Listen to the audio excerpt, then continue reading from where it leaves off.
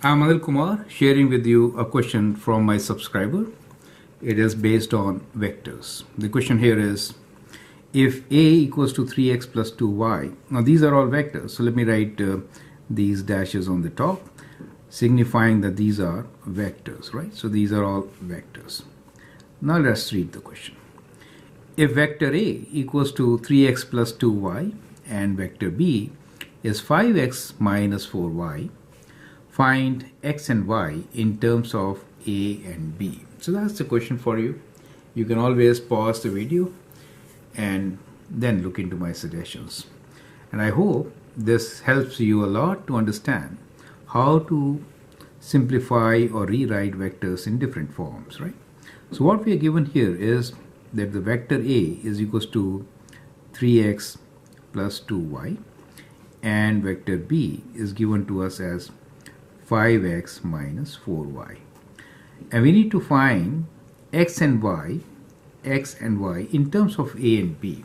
So basically it means solving two equations, right? That's what it means, right? So vectors normally are written in bold or with a line on the top. Let me number these equations. Let's say this is equation number 1, this is equation number 2 for us. So to find x and y, we will follow the process of elimination in this case. So 4y minus 2y minus, so what I can do here is I can multiply my equation number 1 by 2, right? So let's do that. So it becomes 2a plus 6x plus 4y, correct? 4y. And let me call this equation as equation 3. Now, if I add these two, 4y will cancel. Do you see that? So let's add equation 3 and equation 2, right? So let's add these two equations. So if you add these two equations, you get 2a plus b here equals to 6 plus 5 is 11x, and they cancel out. Do you see that? So easily we can find x in terms of a and b. So we have 2a plus b divided by 11 equals to x. Let me call this as my equation number 4. So the question is find x and y in terms of a and b. We already found x. So that is one of our answers. Now let us see how to find y. To find y, you could actually substitute this value of x in one of the equations and then find y. But I'll prefer again to eliminate. So what we will do this time, since we have to eliminate x to get y, I will multiply equation number 1 by 5 and multiply equation number 2 by 3, right? So then we'll have same thing here. So that gives me, let's go move this side now.